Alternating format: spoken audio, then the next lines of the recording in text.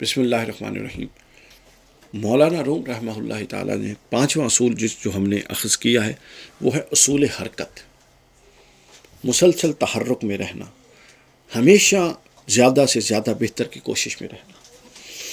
اور لطف کی بات یہ ہے کہ رجب بھی ہے، مولانا روم رحمۃ اللہ علیہ نے اس اصول حرکت کو بیان کرنے کے لیے حضرت مولا علی کرم اللہ وجہ الکریم کا حوالہ دیا اور مثال دی۔ فرماتے ہیں گفت پیغمبر علی را کا علی، شیر حق کی پہلوانی پردلی، لیک بر شیری مکن ہم اعتماد، اندر آدر سایہ نخل امید، تو تقرب جو بعقل و سر خیش، نیچ و اینشا بر کمال بر خیش۔ فرماتے ہیں مولا روم یہ اصول بیان کرتے ہوئے کہ جناب رسول اللہ صلی اللہ علیہ وسلم نے حضرت علی سے فرمایا کہ علی تم اللہ کے شیر ہو، بہادر ہو، لیکن اپنی شیری اور مردانگی جو ہے اس پر اعتماد نہ کرو۔ آپ اندازہ کیجئے یہ کون کہہ رہا ہے؟ حضرت علی کو حضور کہہ رہی ہیں کہ اپنی شیری پر اور اپنی بہادری پر اعتماد نہ کرو، بلکہ کسی کامل کی صحبت میں رہو۔ اور دوسرا فرمایا، اب یہاں سے یہ تو ایک نصیحت کا کلمہ نصیحت تھا، شیری پر اعتماد نہ کرو بلکہ کسی کامل کی صحبت میں رہو۔ اگلے مصروں میں مولانا روم رحمۃ اللہ علیہ نے اصول حرکت بیان کر دیا اور اس کی 3 بنیادیں بیان کی۔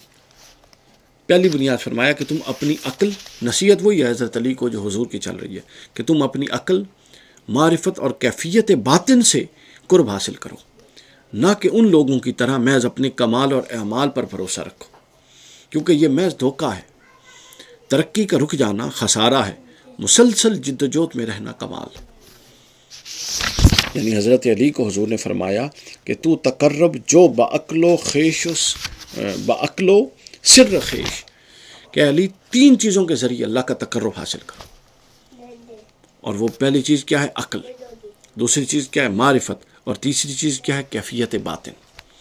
ان 3 چیزوں کے ذریعے اپنا تقرب اللہ کے ساتھ بڑھاتے رہو، یعنی عقل کو بھی مسلسل پروان چڑھاؤ، معرفت کو بھی مسلسل پروان چڑھاؤ، اور کیفیت باطن کو بھی مسلسل بہتر کرو، مسلسل بہتر کرو۔ اس کے علاوہ کوئی اور حل نہیں۔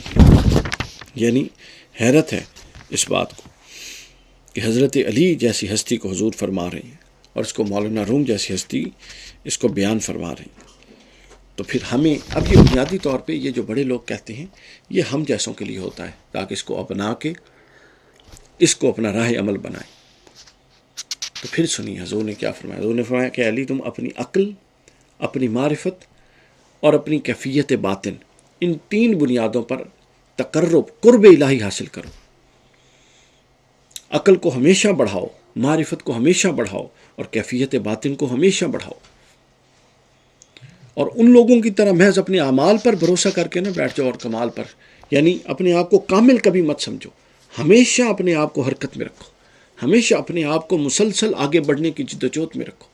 اور پھر آگے بڑھنے کی جدوجہد ایک انٹلیکچوئل ہو سکتی ہے جس کے لیے عقل کو کہا، ایک روح اور قلب کی ہو سکتی ہے جس کے لیے معرفت اور کیفیت باطن کا لفظ استعمال کیا۔ تو گویا آپ انٹلیکچولی، مورلی اور فزیکلی، ایتھیکلی ہر حوالے سے جب تک آگے نہیں بڑھ رہے مسلسل، اور آپ اپنی پچھلی کیفیت پر اکتفا کر کے بیٹھے ہیں، تو گویا آپ ایک دھوکے کی کیفیت میں ہیں، اور آپ وہ حرکت جو اسلام کا اصول حرکت ہے اس سے نکل چکے ہیں۔ لہٰذا اپنے آپ کو اصول حرکت میں داخل کیجئے، اپنی عقل، اپنی معرفت اور اپنی کیفیت باطن، ان کو ہر اگلے دن پچھلے دن سے آگے بڑھائیے اور پرواز چلائیے۔